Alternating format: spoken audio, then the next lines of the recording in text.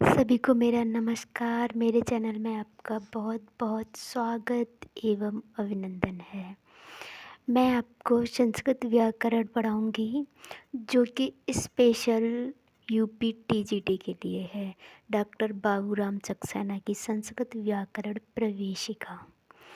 तो आज पहला दिन है मेरा। मैं आपको प्राकथन पढ़ाऊँगी इस पुस्तक का, जिसमें से क्वेश्चन एक तो आ ही जाता है। तो मैंने इस प्राकथन का वन लाइनर किया है।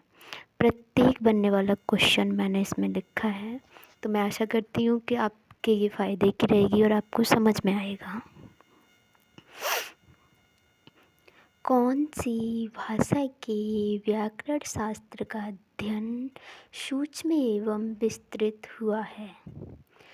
केवल संस्कृत भाषा के व्याकरण का अध्ययन सूक्ष्म एवं विस्तृत हुआ है। नेक्स्ट आपका, संस्कृत व्याकरण को सांगवेद का क्या बताया गया है? मुख बताया गया है। वैदिक युग से भारतीय मनीषियों की बुद्धि किस ओर दौड़ती रही है? तो शब्द की मीमांसा की ओर इनकी बुद्धि दौड़ती रही है। नेक्स्ट है आपका, वेदांगों की संख्या क्या है? तो वेदांग 6 हैं।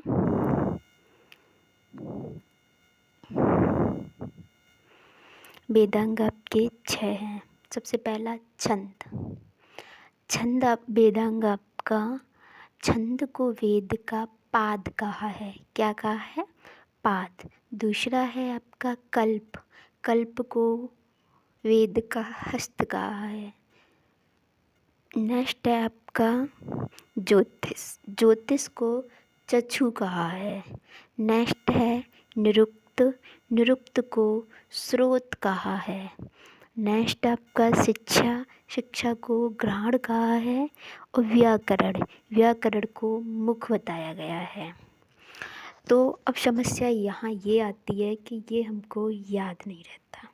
तो इसे याद रखने के लिए हमें क्या करना है?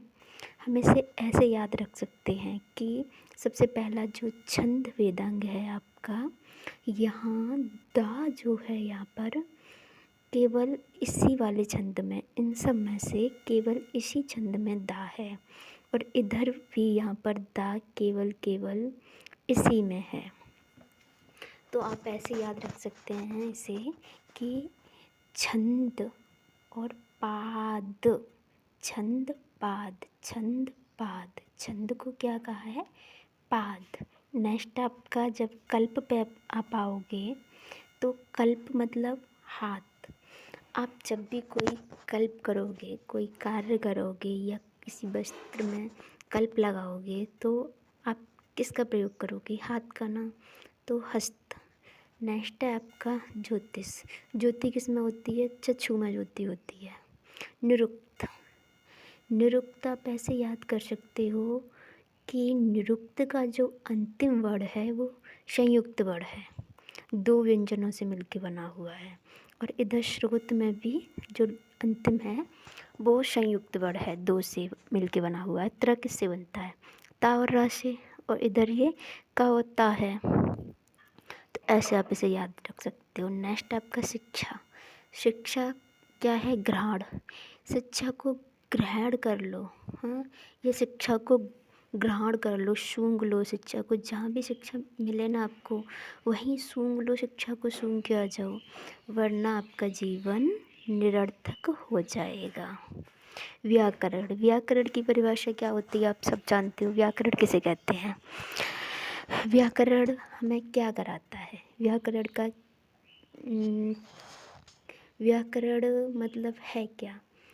ऐसी चीज़ जिसके माध्यम से हम किसी भी भाषा को शुद्ध रूप से पढ़ना एवं लिखना सीखते हैं, उसी को व्याकरण कहते हैं।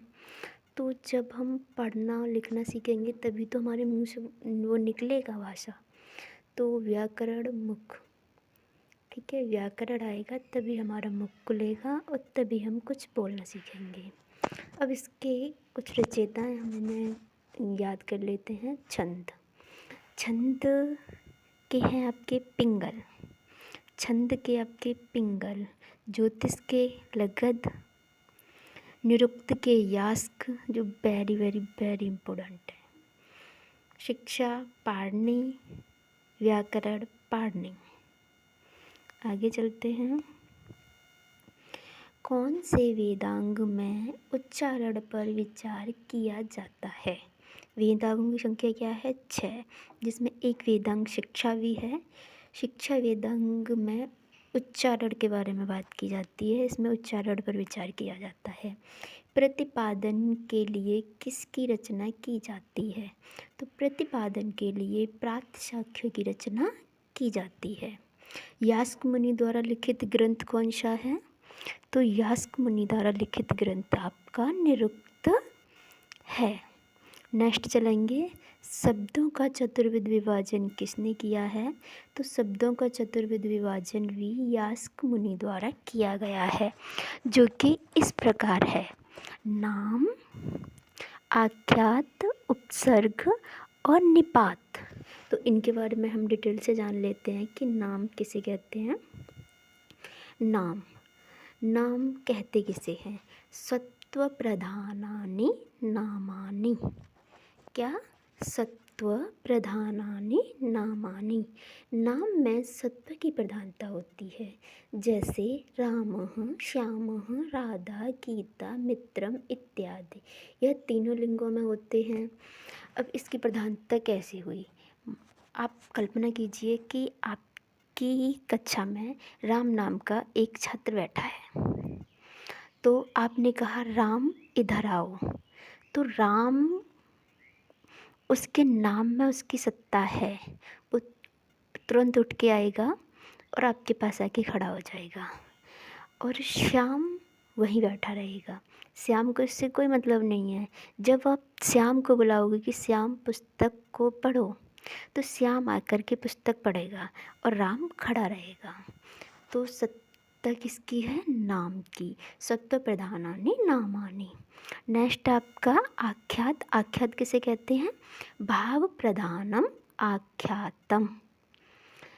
क्रिया को ही आख्यात कहते हैं, जैसे पठति, लिखति, धावति, गच्छति, व्रजति, प्रक्षालयति इत्यादि।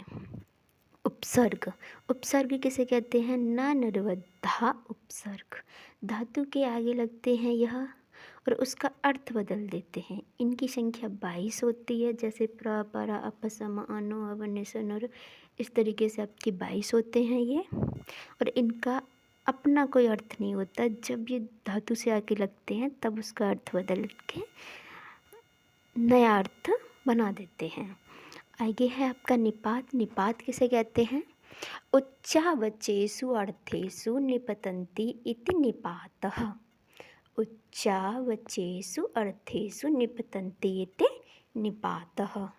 निपात ऊंचे नीचे अर्थात भिन्न भिन्न अर्थों में प्रयोग होते हैं। यह 3 प्रकार के होते हैं।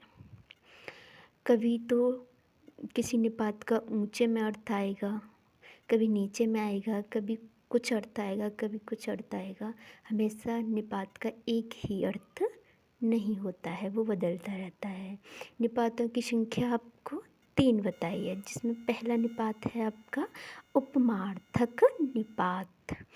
यह 4 प्रकार का होता है। एव, न, चित, नु। तो इसका एक एग्जाम्पल ले लेते हैं। इतना डिटेल में आपको नहीं पढ़ना है यूपीटीजीटी के लिए, मैं आपको थोड़ा सा इसके बारे में बता दे रही हूँ बस।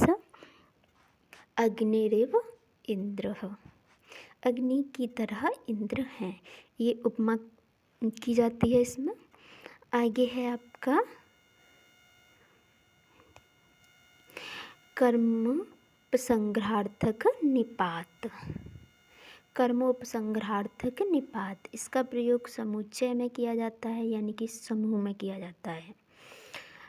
ये निपात होते हैं आपके ना, आ, वा, च, ह इत्यादि होते हैं। पद पूर्णार्थक निपात, इसका प्रयोग पद को पूर्ण करने के लिए किया जाता है। कैसे? जैसे कि आपने एक श्लोक लिखना चाहा, मान लीजिए आप इंद्रवज्रा में लिख रहे हैं तो आपको 11 अक्षर की, एक पंक्ति में 11 अक्षर की आवश्यकता है, किंतु वहाँ 10, 9 इस तरीके से बैठ रहे हैं, तो आप उस पद को पूर्ण करने के लिए इन निपातों का प्रयोग कर सकते हैं। इसे बोलते हैं पद पूर्णार्थक निपात। आगे है आपका, सभी शब्दों का आधार धातु होते हैं, यह किसका मत है? यास्क मुनि का। यास्क का अनुमानित समय 800 वर्ष ईसा से पूर्व है। यास्क के परवर्ती एवं पाणिनि के पूर्ववर्ती आचार्यों की कृतियाँ किसके कारण विस्मृत हो गई हैं? तो पाणिनि की अष्टाध्यायी के कारण। पाणिनि के अष्टाध्यायी में कौन कौन से व्याकरणों का उल्लेख मिलता है? पाणिनि ने जो अपना अष्टाध्यायी लिखा ना, उसमें कुछ व्याकरणों का उल्लेख किया है, जो ये हैं आपसले, कास्कृत्सन, साकल्य, शाक्टायन, इंद्र।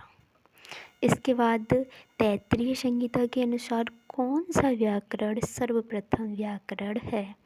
तो तैत्तिरीय संहिता में इंद्र व्याकरण को सर्वप्रथम व्याकरण बताया गया है।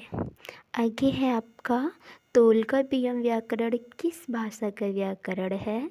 तो ये तमिल भाषा का व्याकरण है। नेक्स्ट है आपका, डॉक्टर वर्नेल ने तोल्काप्पियम एवं इंद्र व्याकरण में समानता किस कारण से दिखलाई? तो इंद्र व्याकरण को सर्वप्रथम व्याकरण सिद्ध करने के लिए इन्होंने इन दोनों में समानता दिखलाई।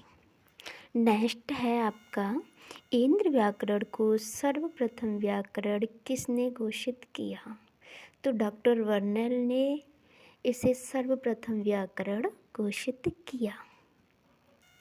नेक्स्ट है आपका, कातंत्र व्याकरण एवं कलाप व्याकरण ने कौन से व्याकरण का अनुसरण किया?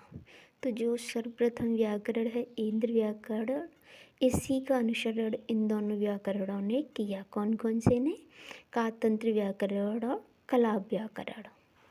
नेक्स्ट है आपका, किसके अनुसार कलाप व्याकरण इंद्र व्याकरण का अनुसरण किया?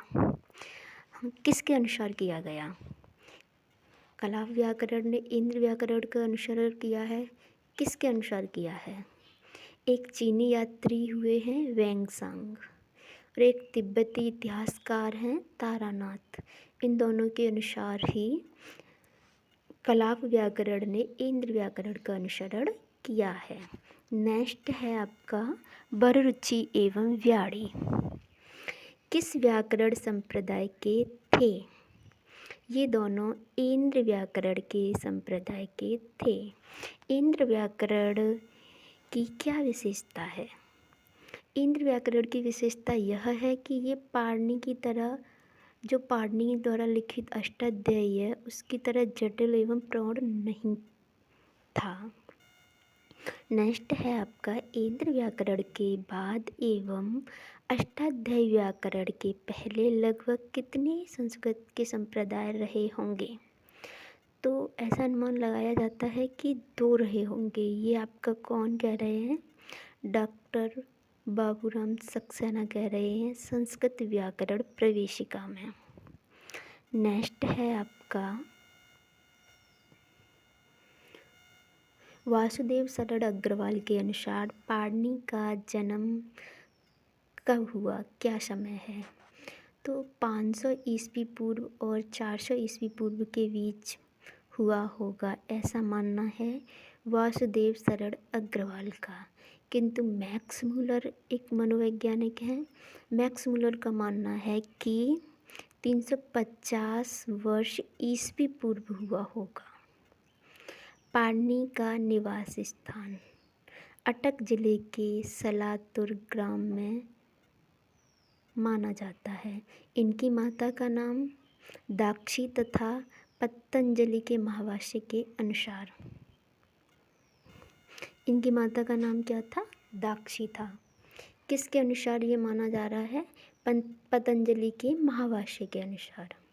इनके गुरु का नाम वर्ष या उपवर्ष है।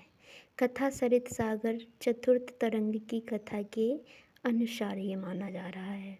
पाणिनि किसके समकालीन थे?